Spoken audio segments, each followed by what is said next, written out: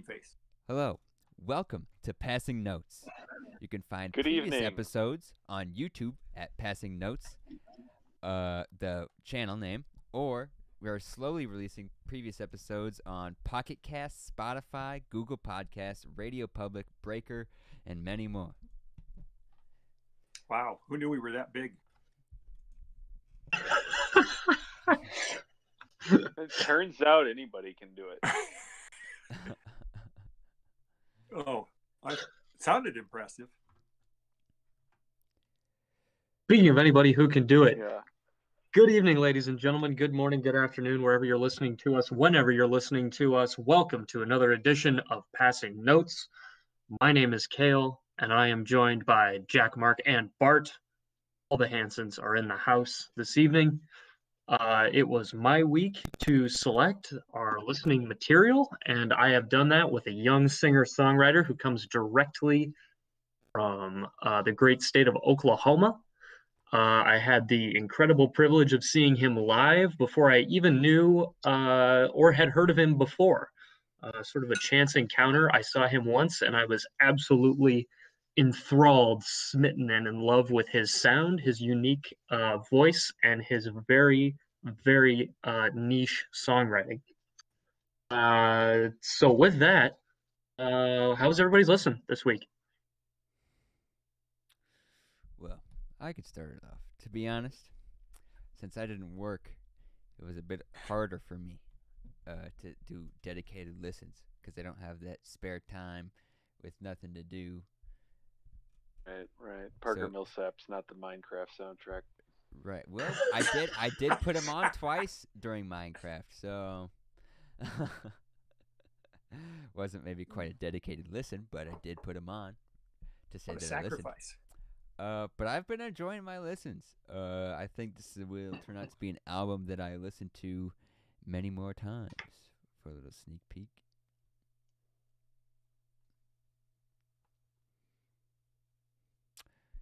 Either of you? Yeah. I always loved. What? Oh, were you not done? What? No, go Yeah, ahead, he's man. done. Okay, sorry. I think I might be lagging a little bit. It's like nobody said anything for a few seconds, unless no one is saying anything for multiple seconds. In which case, oops. Let me kill the awkward silence. No, I always love Kale Weeks because it's usually going to be something that I've never listened to and would not choose to listen to. So I always enjoy that, and this Nor would definitely fits again. in that. No, that's not true. But yeah, this was a good time. I'll get into it, the full rant about it as we talk about the songs. Yeah, I would agree wholeheartedly with Bartimus.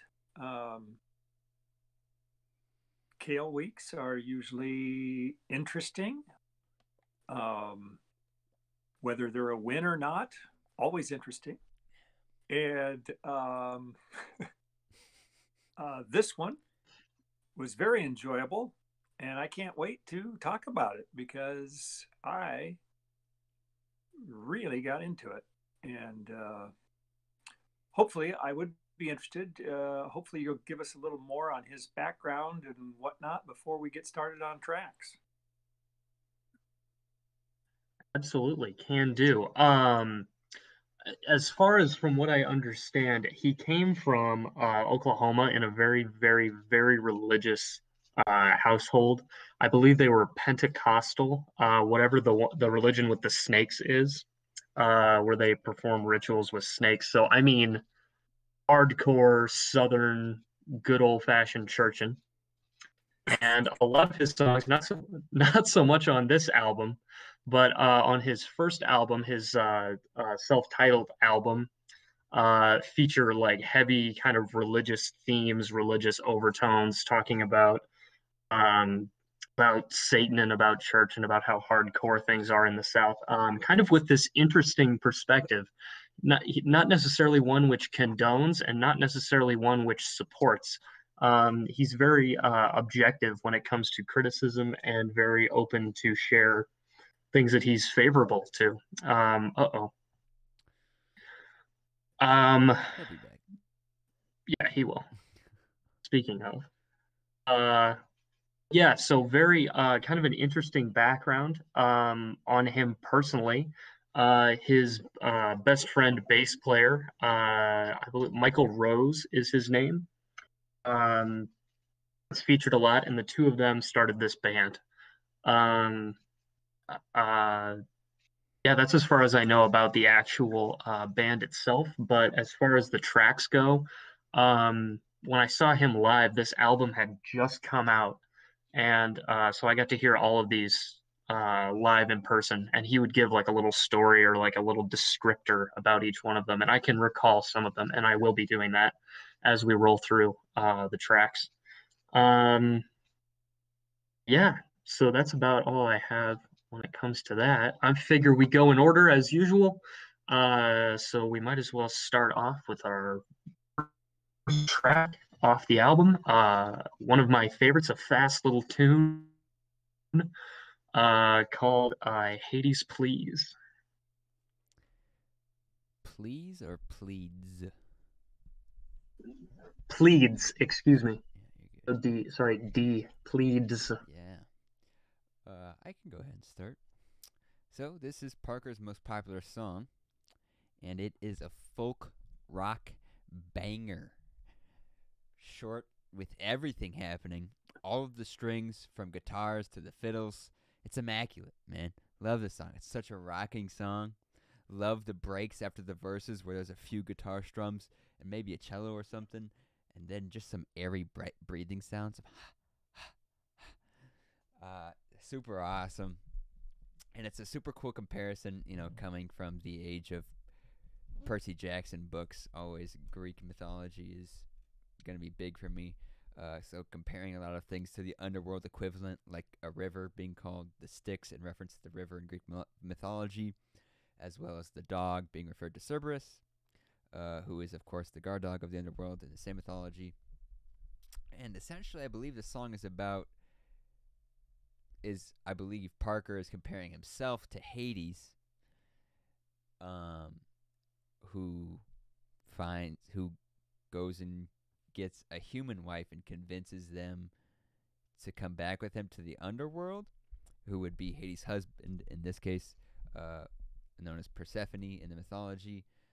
Parker is indeed gay, I believe, as we find out in Heaven Sent. As that's what it's all about. And I think that's almost like I learned a lot more about Hades Pleads after listening to Heaven Sent. It's almost like, so to spoil Heaven Sent a little bit,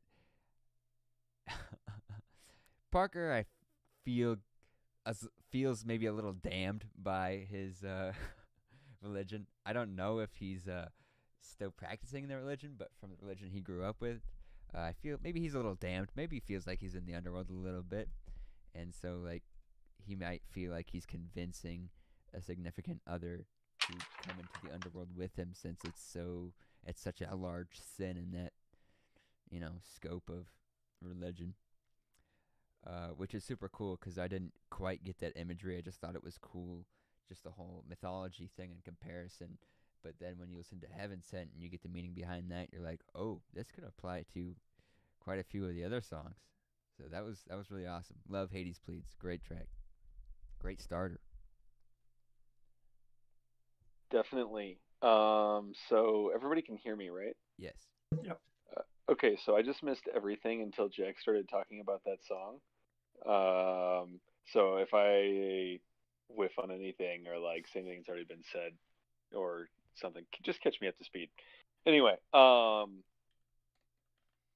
this one, great opener. I think it's a great hook to the album to kind of bring you in.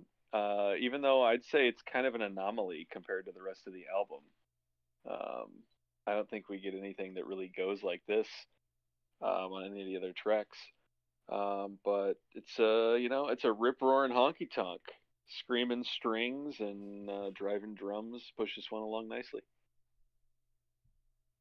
Yeah, my initial thought, and to be clear, it's my initial thought. It is not my ending thought.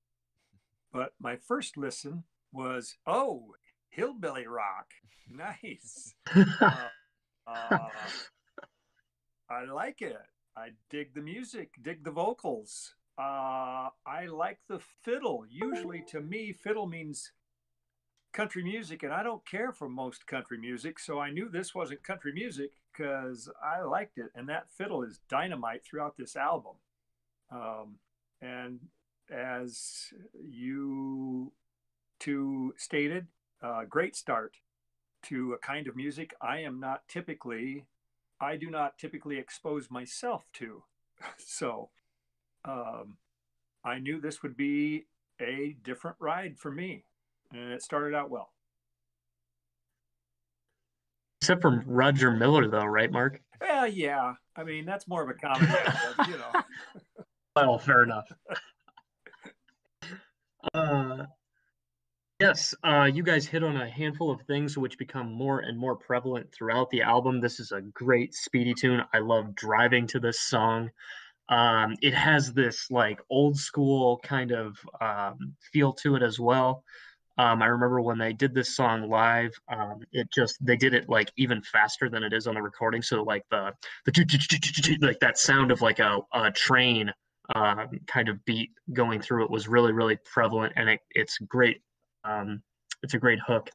Um, Guy who I'm going to talk about, who is like in my opinion, the secret weapon to this band is our fiddle player, Daniel Folks. Um, the man is incredible. And if you saw him in any of the videos, I was immediately struck by his unusual and unexpected appearance. Big beard, like super long beard, super long hair, kind of reddish brown. And the man can play uh, the fiddle, the violin, whatever the hell you want to call it. He plays it so well, and he does so on this first track. Really, really solidly. But moving into the second and one of my favorite songs ever, period, Pining. Pining. It's a great folksy rock love song. In my opinion, it's a style. Well, not in my opinion. It's a style I haven't really heard before. In my opinion, this song is kind of like, it's almost like a pop love song put in a folk rock style, which is cool, and I'm a big fan of it. He's got the vocal switch ups at the end of the last chorus, which is awesome. The bass in the background is absolutely jamming on this song, and the piano is such a nice, tasteful extra bit of cheery that really finishes off the roundedness of the song. It brings everything together, that last bit of cheeriness that it needed to make it a real kind of lovey-dovey type sounding song. Big fan of it. It's a good song. A warm sense of familiarity creeps in when I listen to this song, even though I have never heard it before we started listening to this album. Something about the tune, at least I don't know if it's the tune or like because it's the silver lining, to the blinding, and then when he drops it down, cause I'm pining. Something about that. I don't know if it's the high, high, low, like the three rhyme pattern or what, but I swear it's a sample or I don't know what it is. Something about that just feels so nostalgic. The female backups that are really nice punch to that chorus I was just talking about really make it hit. It's a great, easy, breezy track. Definitely. I'm with you, Bart. Several songs at different points in the songs, some whole songs, some parts of songs, remind me of other tunes or they instantly feel familiar, which I always like. I don't mind that at all. I also always liked the idea of pining for something. Definitely. I think it goes back to Monty Python and the dead parrot sketch He's not dead. He's pining for the fjords. Classic. I think from that day forward, I liked the idea of pining. It seems more noble and important than just missing something. Oh, I miss you versus dear love, lo, these last few days I have been pining for you. But Parker pines with an upbeat beat and a great vocal. Another enjoyable tune. I'm 2 songs in and I'm thinking, ooh, this could be a really fun week. Awesome. This is the song that made me fall in love with this man and his music. I just adore this song, and it does not get old for me. I've been listening to him for about 5 years, and I still will come back to this song because I just love it, love it, love it so much. Because it's all the things you guys said. It's got that Bo Diddley like da da da da da beat, and it has that awesome piano solo in the middle, which I always love, and it's super catchy. Okay. Um, and is super catchy, and of course his voice is so unique. I could pick it out of a crowd. Especially for a young guy. He has the voice of a guy who's seen like, he's had a few divorces. He sits alone at the bar. He has that kind of voice. But it comes out of this very young guy. And this track just absolutely highlights it, and totally sold to me who this guy was and what his deal was, because it's very, very sweet. And of course, the chorus is absolutely irresistible, in my opinion. No doubt. What do I know? The next track. Yes, of course. Come on, let's lose these morning blues. Okay. Let's talk about morning blues. This song, yeah, this is a good one. Go ahead. Oh yeah. All right, I got ahead of myself. Yeah, so I'm getting to this point in the album. I'm like getting a realization. This entire album is just an absolute vibe train. Destination your ears. What the heck? Just vibe after vibe coming out of these tracks, man. It's awesome. I'm loving it. Love the cadences and the verses and the way he raises his voice at the end of every other line. He's telling a story about a sad woman and trying to ditch those blues and replacing them with those absolute vibes he's spitting, bruh. Which sounds kind of gross, but I said it anyways. Great song. I call this one the Choices song. And I say that specifically because I think you guys tell me if you agree or not. One thing Kale talks about a lot when he is reviewing the music are the choices the make. Specifically Yes. making right choices. And when I listen to this song, even the very first time I heard it, when he starts singing that morning blues line, when the blues go from blues, like super like, high up just there, like that. it's Yep. you knew. I knew he was going to do it before he did it, and then he did it, and I was like, that's one of those choices, that's one of those right choices Kale's talking about, and he does that a few times on the album, but this song I think highlights that the most. Really fun one, really nice accompanying synth and strings on this one, and I think it comes together best. Well, really, one of the only times everything does come together and is banging at the same time is right after the last chorus. I think that's the best moment of the song. And or is it in the last chorus where he does the same thing, but it's like to light my fuse? I'm not gonna do it again, but and that is the best ooh on the whole song. It's a fun one. And if it catches me on the wrong morning, might even make me get a little emotional on the way to work.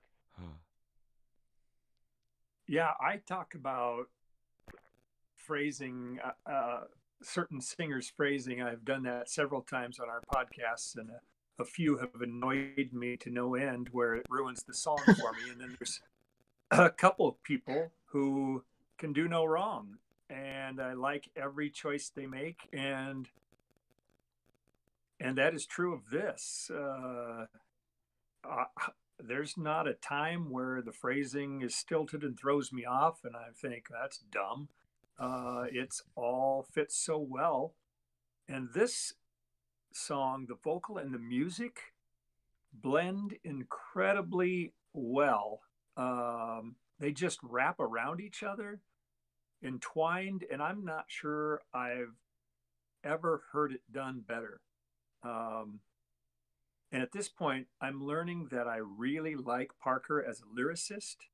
Um, no matter the subject matter, granted, 3 songs in, I still know. I know no matter what, the lyrics are going to be smart without trying too hard to come off smart. Another good one. I really like that. Can I interrupt real quick? Is Parker Go ahead, also the Bart. songwriter for all these?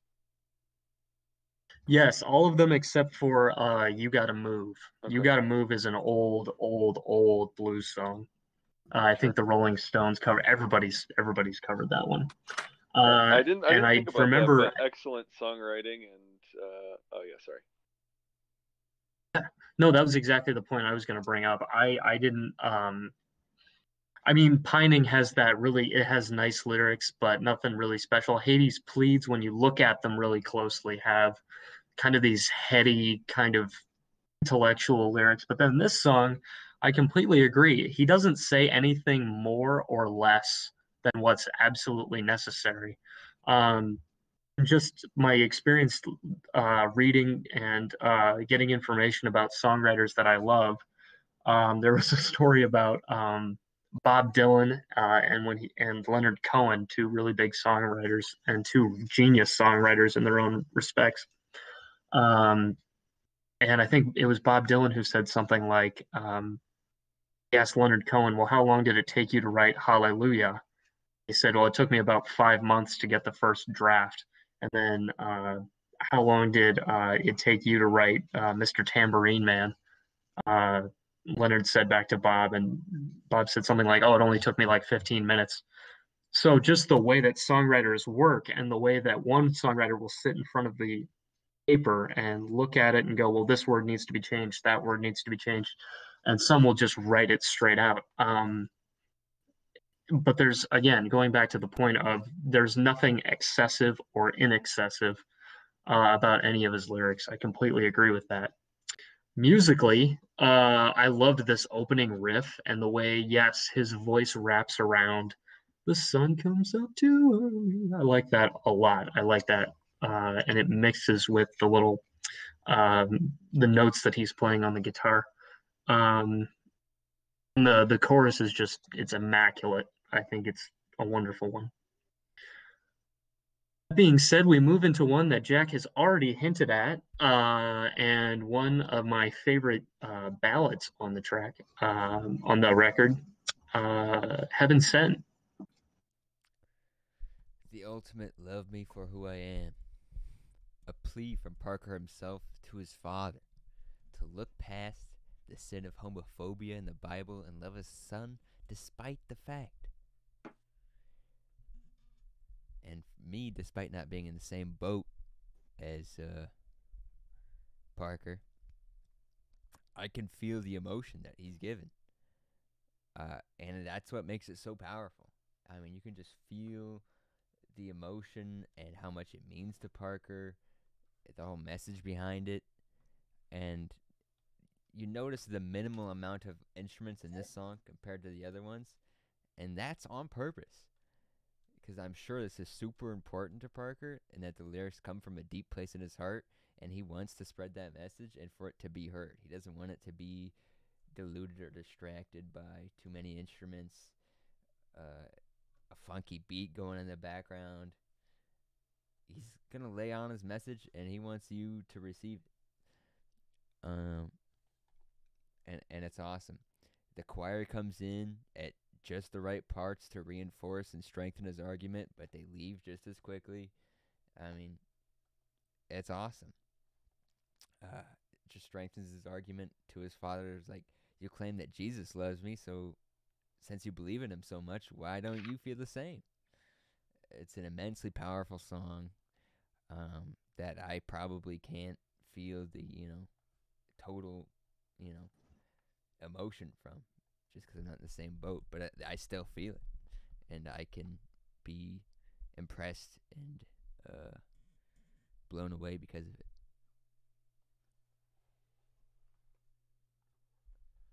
All right, Jack. I'm gonna need you about to isolate this next clip. Okay. Banger alert! Banger alert! Here we go. This is the track we've been waiting to talk about for the whole album. We start out with the serious, somber voice over a hypnotizing melody and a tense guitar. That's all really nice. But the chorus, though. Yeah. Sing it. Papa, I don't need a preacher. Ain't some kind of creature from some old double feature. So good. Line of the album, hook of the album. Number one earworm. January 2020. Sure the rest of the song is great too. But I live for the chorus at this point. Goosebump song, you hear this one live, I think your hair's probably standing on end. And I love the twist on the chorus at the end, and finishing echoing the all-important "Did you love me then?" Sweet song. Yeah. Wow.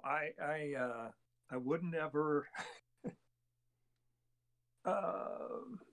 review it in the terms that Bart did, but this real fast, hugely emotional, and exactly right. The hair on my neck rose, my temp went up, and I am ready to shake some sense into Papa. That voice singing those lyrics create the saddest yet most amazingly powerful rebuke of anti-gay Christian belief that surely has ever been done. And definitely can bring me to tears. And you hear sadness, melancholy, regret, disappointment, I am sure, with his dad, all in his voice, just awesome. And while it's not, so many songs you use and it takes your mind off of this or gets your toe tapping or whatever it does, this is an unusual one where it's that emotional. And it's so good. I want to listen to it over and over, despite that. And then the chorus seals this as impossible to forget. This will definitely be one of a couple of songs that go in my playlist for sure. I'm glad to hear that. Cool. First of all, this song is not about Parker. It's not about him at all. He's married and has a wife. He fooled me. He fooled me too. I was yes, you were a little bit. However, it does come from a very personal place. As I believe the story goes, when he was in high school, he had a friend who was gay, and and had a real problem coming out to his parents, who were, I believe they went to the same church and did all those other activities together. And he said at the beginning of the show that this was a song that was inspired by that struggle and inspired by that idea, which to me, I think only adds to his credibility as a phenomenal performer and a phenomenal songwriter, and by God, a hook maker. Because weirdly enough, it's weird, but there's a hook. I don't. Yeah, big time. Yeah. And I can agree with just about everything that was said. It's beautiful. It's emotional. The violin. So I mean, if I'm raving about this guy, but Daniel Folks, the fiddler, um, he performed this live. I will never forget the way that he would play, because he would not look at the strings or at his hands or what he was doing. He would look like directly up and play just like as I mean, and this song I remember specifically because there's that solo in there. Charlie And Daniels used to do that. yeah. But in Daniel's eyes, he played like an immigrant who longs for his home country. Like he played like with that same, like he's from the old country and is just playing out this like I really couldn't describe it. It was just so beautiful and phenomenal instrumentation. Nobody does too much or too little, including Parker and his vocals, which are singularly probably the best part of this song. That being said, we move to the song which Parker himself, when he performed it live, I distinctly recall him saying, "Yes, this is the darkest song I've ever written because it's the song where everybody dies." It's called The Very Last Day. Before I get into this, Kale, you completely made me look like a fool in that last song, and I hate you for it. But that's fine. I had a sneaking suspicion that was the case, but I never looked it up to double check. And when you said it, I was like, well, I mean, that makes sense too, but I wasn't sure. No, no. So to me, And the fact that you let me go on, classic. You didn't correct me in the first song when I mentioned it. Double classic. I look like a fool. Now I'm gonna quit the podcast. Good luck. Well, hey, if you quit, that means this isn't getting uploaded. So okay, there we go. Press the record button. He's taking a 1 week leave, so this one doesn't get put up. No. It's just funny. Okay. So yeah, another powerful song about talking about an event that is going to end the world, so you might as well embrace it, not be afraid, because it's going to happen anyway. Love the end of the second verse into the chorus. Super cool. And I always love to hear Parker get a little crazy with his vocals. Just a little crazy. Not too crazy. A little crazy, though. The ensemble sounds great as well. The band always does such a great job of blending the folky sound with the rock sound. And they're so complementary in the best way. Every time. What I thought he was referencing, and he might have just made it up, but I'm like, is this a reference to like North Korea? Because that was kind of around that time, and they were building their nuclear powers, or is it just talking about a future atomic war? Because that is probably what's going to happen in the next one, with the references of the great atomic power, and the mushroom rushing up to space. Obviously, the mushroom cloud from atomic bombs. Whatever. Cool song. Nothing but praise so far.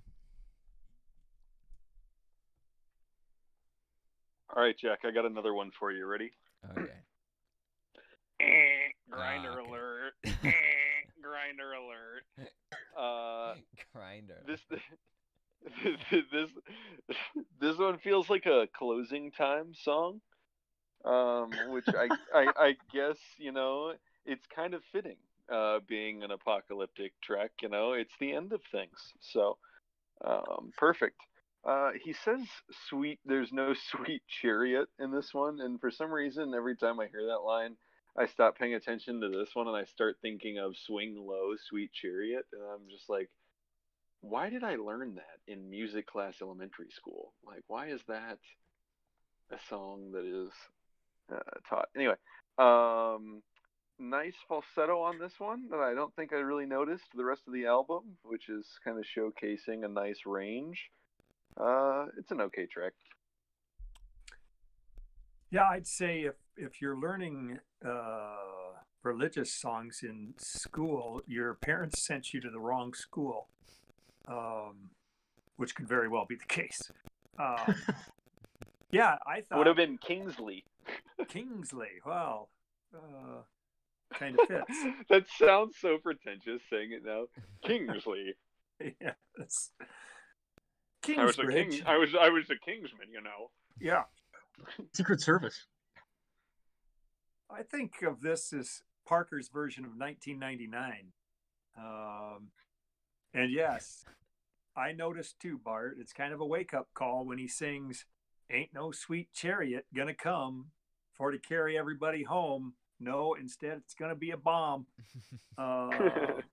So Sunday morning ain't gonna change that. Yeah, I'm with you. It's not one of my favorites necessarily either, but I don't have any real skips on the album. I still like it and am entertained by it.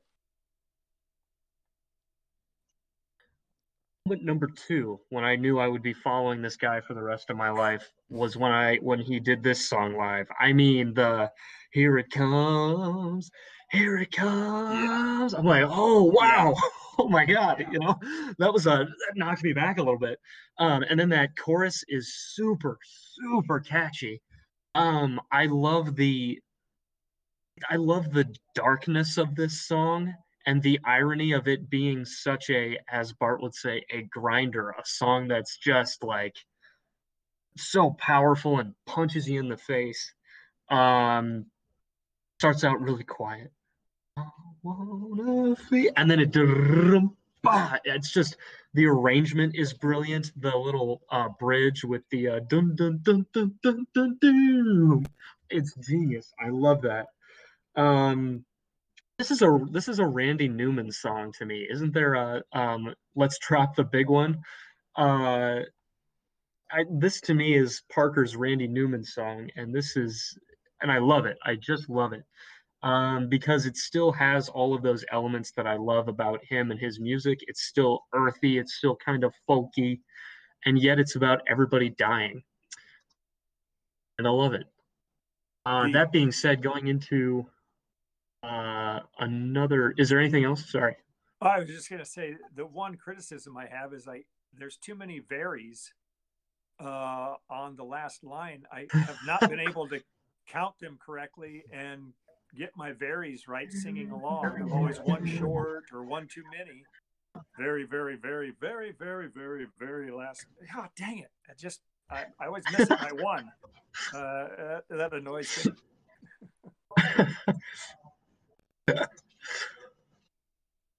Moving on into number six, the sixth track on this album. One of the ones that really sneaks up on me, and one that I always forget that I like and enjoy. "Put Your Hands Up." Man, this song is awesome. Obviously, it's a sad subject about a veteran struggling to join back into civilian life. But man, does it rock. I mean, I love the quick lyrics that flow so effortlessly, and that last verse is just so awesome. Again, Parker decides to be a little crazy here with his vocals. Like I said, I'm a sucker for that. And he just seems to have so much fun with it, with his voice, and that's why maybe he goes a little crazy. And that makes me have fun with it when I'm listening to it, even though it is such a serious kind of story. Which makes it one of my favorites. This is, I think, maybe 2 or 3 on the album for me. Yes, the ex-mill bank robber, or just robber, I guess it's the gas station. Kind of reminds me of some like Billy Joel style songwriting. Call me crazy, but especially, I wish I had the lyrics in front of me. It's like a no, I'm not even gonna do it. It's like the quick pace and the like they're kind of the escalating verses, but then they just calm right back down. I don't know. I definitely see the appeal of this song, but I'm kind of out on it. I'm with Jack. You know that it's cool. It covers a tough topic, yet shows us a great time. Um, there aren't a whole bunch of songs that do that. The message is pointed, but the vibe is party. I mean, you don't. That just doesn't happen a whole lot. To me, this is intellectual. No big words, just big issues condensed into a little toe tapping tune that makes you think for days. Um, it subtly fucks with you. And you start feeling, should I be having a good time to this? It just, doesn't quite feel right. But yeah, Parker seems to make it sound like it's okay. So I'm in. Fan effing tastic, I think, this one. Yes, of course, another example of dark subject matter being taken into a very rockin' place, and all the power to it. I think this song is awesome, super catchy, as everybody mentioned, and additionally, it's just a fun one to sing along to. I don't know why it's so damn catchy. Um, yeah, it's toe tapping and it's a really good time. You guys pretty much said everything I was going to say about this one. And then one of my favorites, another one of my favorites, Jealous Sun. I got a story about this one, but I'll wait till my turn. Okay. I mean, this song is just beautiful. It won't make Jack look like an idiot, but Probably. I mean, this song's just beautiful. Like, if you were to just say one word about this song, or you could just say anything about this song, but one word is going to be beautiful.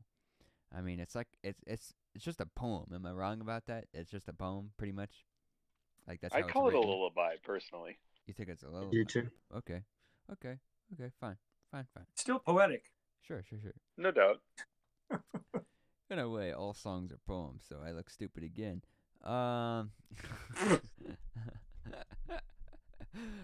Simple instrumentally, often just plucking along with the lyrics. But you gotta love what Parker does when he sings that line. But he can't find someone who ain't my lonely. But can't he find? My bad. Especially that first time that he does it, he just soars with the word lonely, and it's awesome. He kills it. I think this belongs in a book somewhere. I mean, it's awesome. I love it. Beautiful. But that goes along with the presumption that it's a poem, which whatever. This is the what is this song? This is another one that gives me that wave of super familiarity. Something about that melody. Yeah. It's I swear that's a sample of something, and I want to say it might even be like a song I learned in Awanas or something, like a Christian school song. But I don't know. I only looked for like a couple minutes before this because I remembered and I didn't find if it was a sample. So I can't listen to this one all the time, but in a quiet place at a quiet time, the guitar plucking can really suck me in. And like I said, a nice lullaby is what I'd call it. Yeah. Before I talk about this one quickly, Hands Up, the last track, that so belongs on the Baby Driver soundtrack. I mean, what a perfect tune for that movie. You're right, Jack, because beautiful is the first word I wrote on this. It's a beautiful little ditty. Old timey, I think, is the technical term for this type of song. Yes, quite. Yeah. Mhm. It isn't something I'd guess I'd like, but with his vocal and the marriage to the music and the poetic lyrics, make it irresistible. Um, Even though it's against my grain, I really like it. Jealous son, he walks right in like the place belongs to him. Steals you from my arms again. He'll be back tomorrow. Like, that's it. That should have been the whole song. That bastard. But there's more. I mean, oh, it was good. It's just such a good song that I believe Parker wrote for his girlfriend at the time, now wife. And my God, would I be flattered if I were her. This song is it's just beautiful. Vocal phrasing is perfect. The lyricism, these are my favorite of all of his lyrics. Because they combine the simplicity and the intellectual, and they make it one thing, and it's just straightforward. Um, Man, I love this song. When I was learning guitar, the first riffs I ever learned was just because it was stuck in my head was the because it was just stuck in my head all the time. Super earwormy, and easy to listen to, and really easy to sing along to as well. Ah, and then one of the late bloomers for me, Wherever You Are. Yeah. Love when the song builds. And Parker gets a little bit more intense with his voice, as I've been calling it. A little bit crazy. Um, but the rest kind of slips on by, but it's worth it for the big moments for me. Uh, this song and then the following songs are kind of where the album takes a dip for me and just kind of sinks into the background.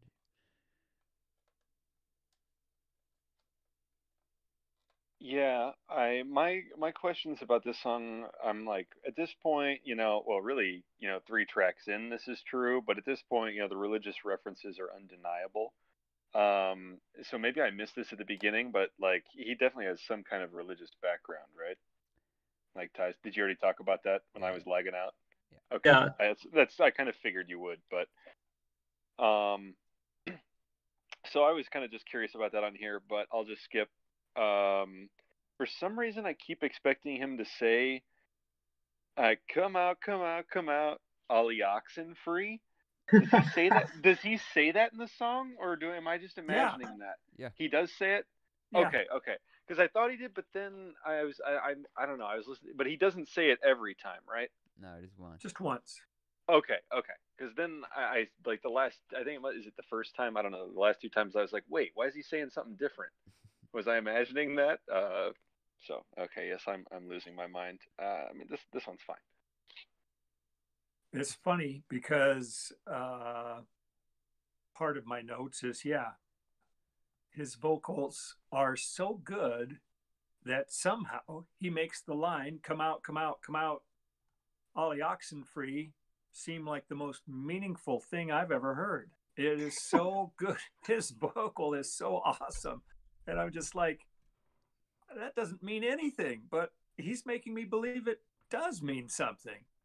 That's that's some strong tool he's got there. This also, at this point, it's making me realize, what is it about these songs? Why do I kind of like them all? And it's melody. All of his songs are so melodic. And this one again has that kind of, to me, had a little, have I heard this before vibe to me? Like, um, it sounded familiar and I felt like I knew where it was going to go, and I was glad it's going there. Um, but I think melody is one of the reasons they're so good at that band and his vocals together, that make them all pleasant.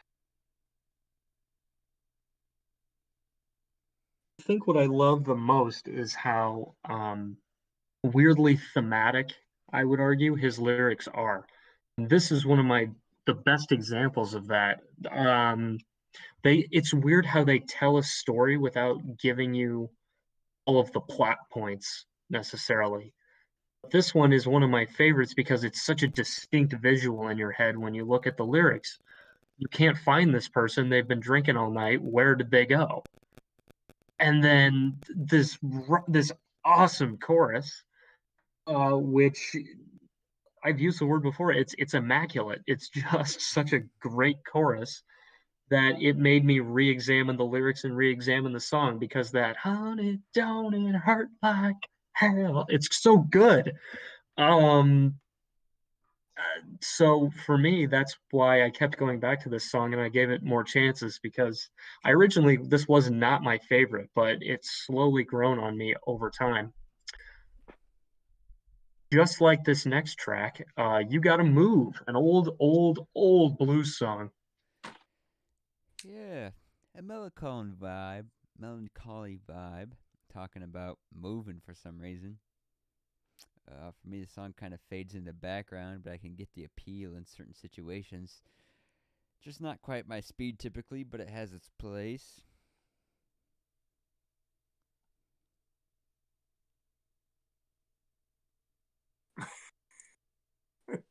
I think he's done. Yeah. Okay. The Blackfoot song. Time to hop on.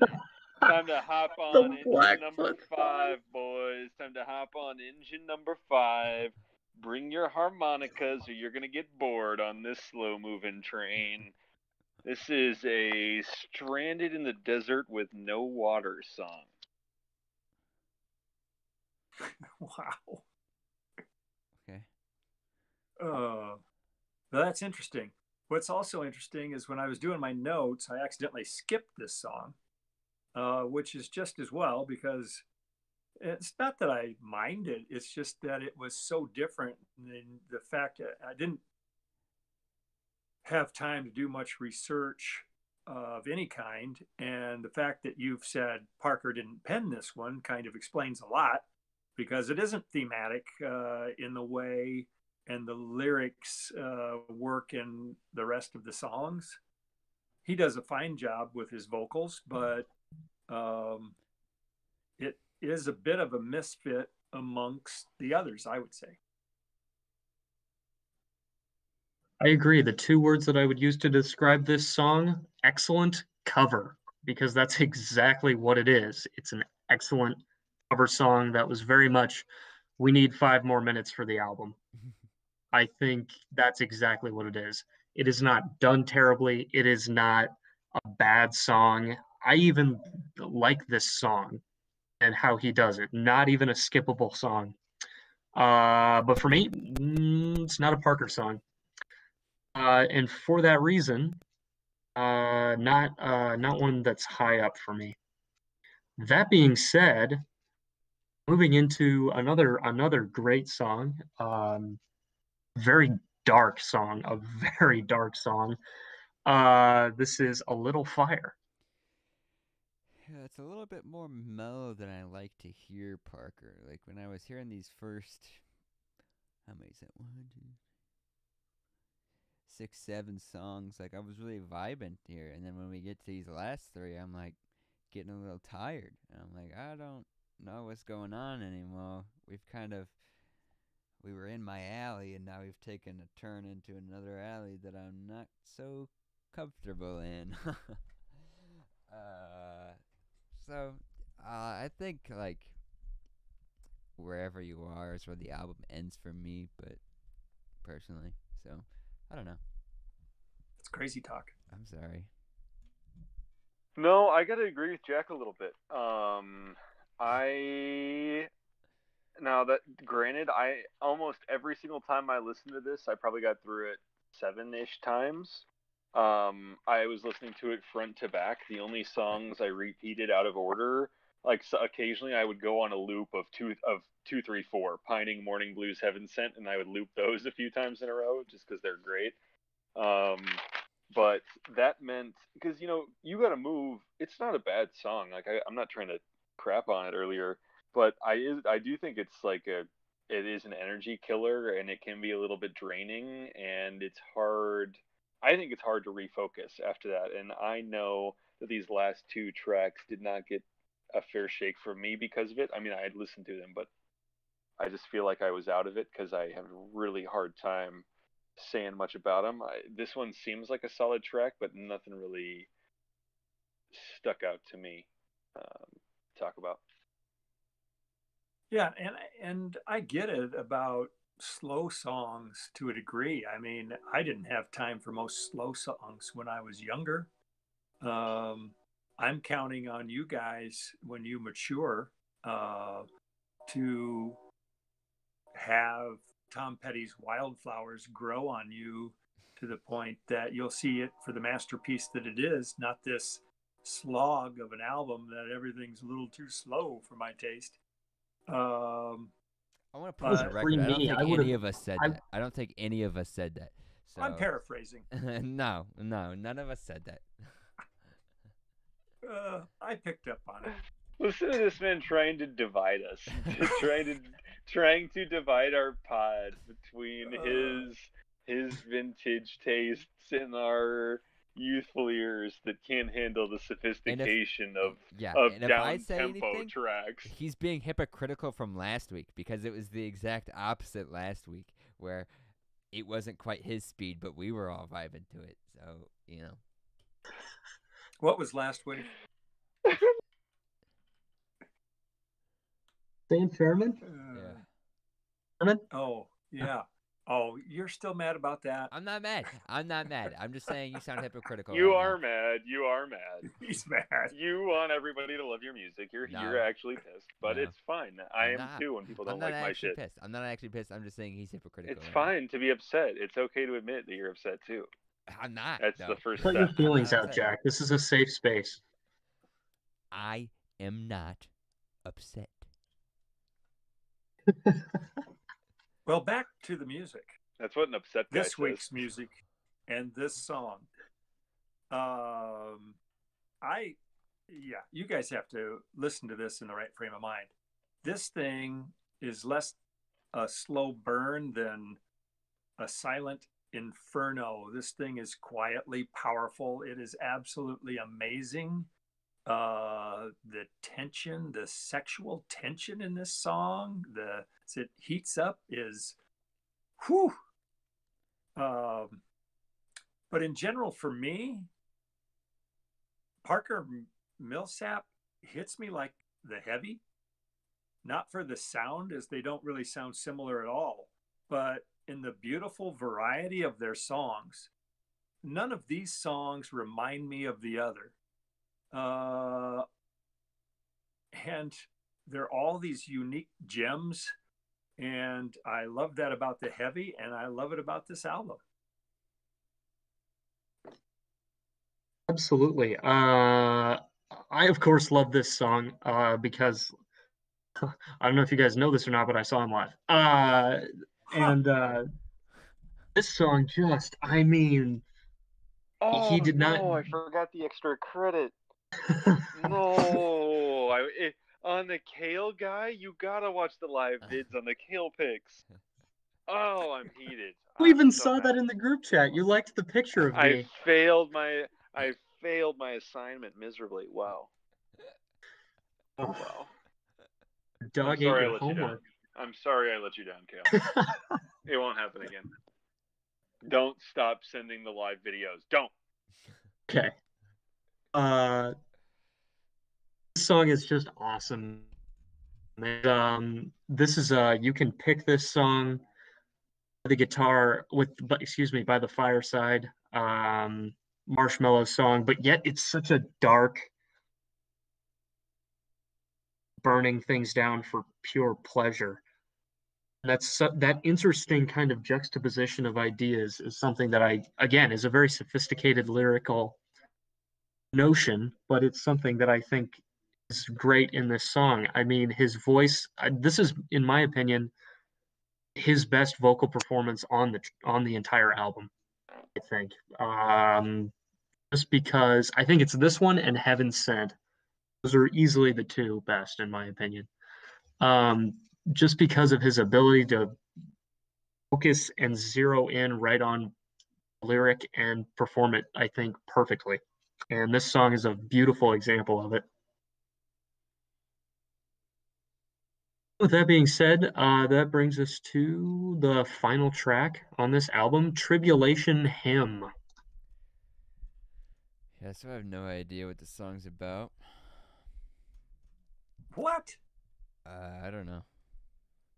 Okay. Would you like to enlighten me? Well, yeah, if you want me to go out of turn. Yeah, go ahead. I mean,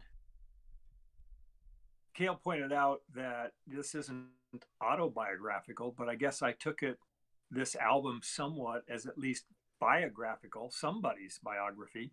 And this song to me echoes back to Heaven Sent? Heaven Sent. And so I'm going the preacher's son who doesn't believe, and how could he believe in something that doesn't believe in him? It's about being brought up in this environment, and as he puts it, somehow paraphrasing, it came for my sister, but didn't come for me. She caught the train, but I missed it somehow. And it puts a nice little amen to the album as the finisher, I thought. Yeah, I knew there That's was. what I Yeah, I knew there was something about the sister getting something, and him not. But I don't know like what it specifically was. Like, did she die and death came for him, or like what's the narrow path? Because narrow path almost sounds like That's bad God. in a way, or maybe it's That's like, religion, man. or maybe it's Religion, talking. a very narrow path. Here, this just off the dome. What if it's about success? He tried to take the fast way, the highway to success. He didn't get it. She took the narrow way, the path less traveled, and she's successful. I like it. That's great. There you go. Go with it. Works. Okay, so restart. I know exactly what the song's about. Boom. So yeah, I mean these last three songs, the vibe. Although this is the vibe train, these last few vibes haven't been vibing with me, man. And maybe it's because you gotta move. Took me out of it, like Bart says, which could be very likely, as I did the same, where it was just through every time. It's not like I did shuffle, because personally, I don't think that's how albums are meant to be heard.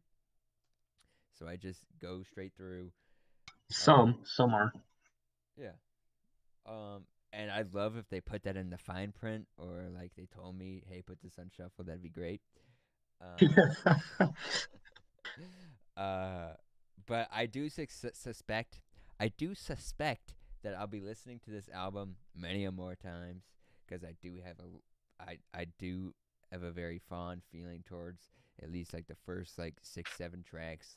I mean, they're all very solid, and I think Parker is very smart and a great songwriter.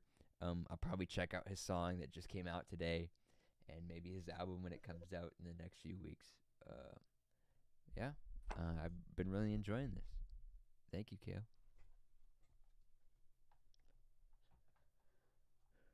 Mark's Yeah, still this with one us? this one's good. Hey, but I had an idea after I mentioned the extra credits. Once we get to the point where we get our Patreon set up, our exclusive content, extra credit. That's where we talk about the Boom. live shows, maybe some extra tracks about the artist, Yeah, outside passing the notes, album. extra They credit. Yeah, there you go. exactly. They get the pre-show where we shoot the bull for the first 10 minutes. Yeah. That's where we put all the live stuff so people can make their own decisions. Yeah. All right. Yeah. So just throwing that out there. Yeah. Did any of you watch his video performance from Butte Junior College in Redondo Beach, I think? No. Okay. Should have. Or did you? Yeah. See, that's how I mean, Butte in California. I don't know, man. That sounds more like a Montana school to me.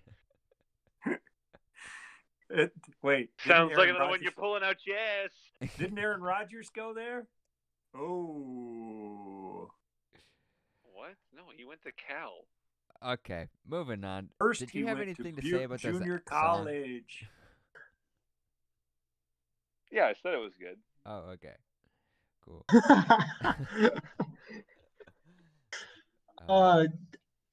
Yes, not my favorite one on the album, but I agree, a nice closer. It's very much to me like a Civil War marching into battle song.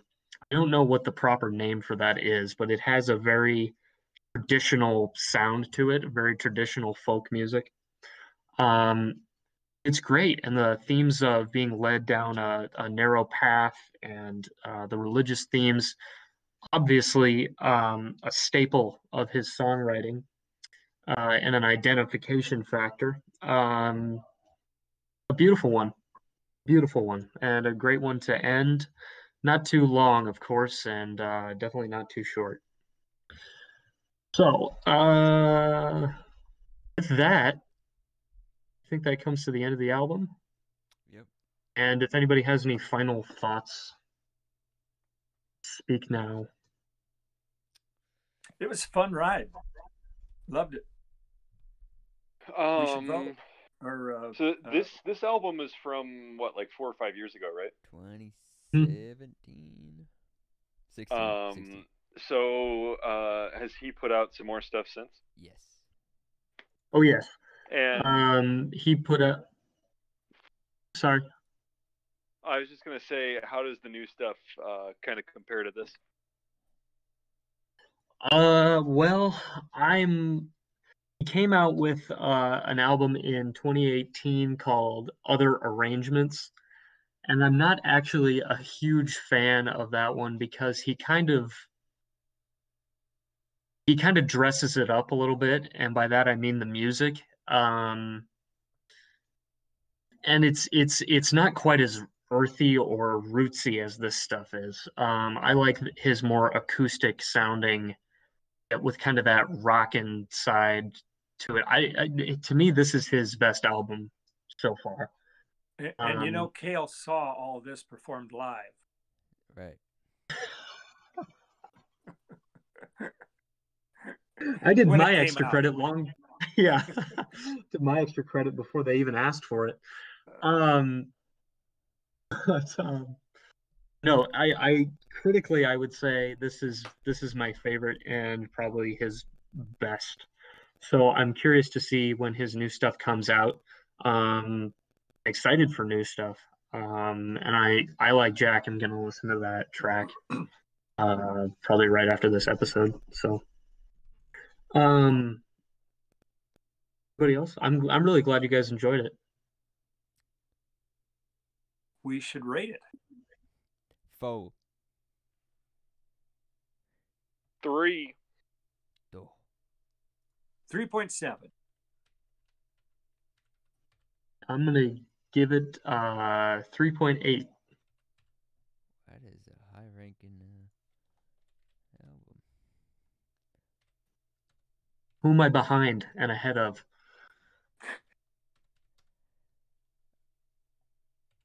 I don't have the Excel sheet in front of me, so I can't tell you. But I think that's pretty high up there, I would say. I think Bart has most of those numbers, so we'd have to collaborate lists to figure that out. That'll be on our website. Yeah, that'll be on our website. I have all of them. That's some notes. You have to take this one down since I don't have it open right now because I'm on my phone, obviously. Yeah, so. yeah, I've been taking them down, the last ones that I've recorded. Maybe just a skosh below nothing. Oh, I should also just put that on like a Google sheet. Yeah. Awesome. Okay. So we have Cool. Bart as our next presenter. Victim. Yes, and I have something new I'm bringing to the table this week. Uh-oh. In more ways than one, I think. You know me, I like to try some new things out. So first, I want to know, because the idea is, we always listen to an album with one person already being familiar with it. Mm-hmm. But I don't think we've ever done one where none of us are familiar with it. Where Correct. we're all listening to it for the first time. So this is a cop out. I mean, that's one way to look at it. But so I was looking through 2020 album releases, trying to see, because what I wanted was an artist that I hadn't listened to any new music from them in a while, or maybe they hadn't put anything out in a while, and that I was like, oh, let's see what they're up to.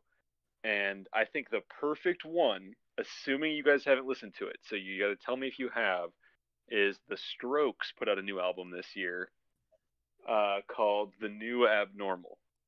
I have not, So- but I know our now dedicated listener Jason Schaefer is going to be so excited for this next podcast. Woo! Really? Excellent. Well, I'm glad to hear it, because I am definitely an old school Strokes fan. Maybe controversially, my favorite album is First Impressions of Earth. And I think most people would say, Is This It is the best, and then probably Room on Fire. But so I was tempted to do First Impressions, but I think this will be a lot of fun. See what the Strokes sound like these days, and depending on your guys' level of familiarity, either also brushing up on them, hearing them for the first time, or at the very least appreciating Julian Casablanca's smoky voice. It'll definitely be a treat. I think. Look There was even at a the album comment. cover. This looks interesting. I do want to mention, shout out to our boy Jason. There was even a comment on our last podcast on YouTube that he mentioned the Strokes. No way. So we're taking requests. Shout out to my boy Jason, who's clearly reading my mind. Oh, I wait, no, have he not didn't. even No, he didn't. gone to the YouTube page. He mentioned Okay. Interpol. He didn't my do bad. it, Bart. Interpol, my bad. Okay. But that's Either cool. way, Still original. see, but hey, this is a good sign. This means our fans are on the same wavelength. Right. They're like, hey, we want Strokes, and I'm like, hey, I want Strokes. So Stroke me. let's stroke me. Yeah. I knew you were gonna say. So here, let's do a little comment. Before we end, let's do a little shout out and read the comments on our last video. All right, so from Wait, Colin, we got comments. we got 3 comments from our My boy. mom. God. Do people listen My to this dad. show? Yeah, here we go. Colin Krenz says first. Welcome to. Shouts Colin. That's a sweet move. Shout out, and Colin. if you're the first, you got to let the people know. Hey Yeah. guys, I was an OG. here the second whether this was cool or not, I was the OG. Yeah. Biggest fan. Shout out to our number 1 fan. Donovan Screw says Royale with cheese. Yeah. Thank you, Donovan. And Jader says. we talked about. Yeah, we talked we love about Pulp Pulp Fiction. uh, I forgot about that. We got to get a Pulp. Hey, somebody tell our producer we got to get some kind of Pulp Fiction drop in here. I don't know what it'll be. Let me go through some classic quotes. We'll work something in. And then Jader. Oh, here we says, go. This is what we got to do. We got to change it so it's look at the big brain on Bart. Whenever I say some crazy shit or something, Wake up. And then Jader says, I listened to the album. I'm somewhere between Bart and Mark, nowhere near Jack's level of appreciation. Turn on the Bright Lights by Interpol does the dark ambient vibes better, in my opinion. Well, thank you, Jason, for that. Ooh. Maybe I have to check Did out. he say Interpol? Interpol, yep. Wow, that's another band I haven't listened to in probably 15 years, so I wouldn't mind checking them out either. Jason has expressed that he is interested in a guest slot, so he might be coming up in the next few weeks. Well, hey, yeah, let's. Hey, Jason, let's talk about First Impressions of Earth, huh? Come on, man. All right. I'm here for it. So cool. We are checking out The New Abnormal by The Strokes next week. Listen to it. and then listen to our podcast, see what we got. Share your opinions in the comments on YouTube at Passing Notes Podcast. Check us out. Well, I guess you'll be listening to Forget it. Here to smash that subscribe button. like and subscribe.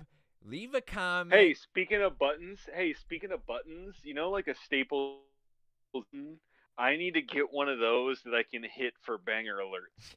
Banger alert. You know, You I can need buy that I custom can buttons. smash the button and then whoop whoop, the alarm goes off. Banger alert, banger alert.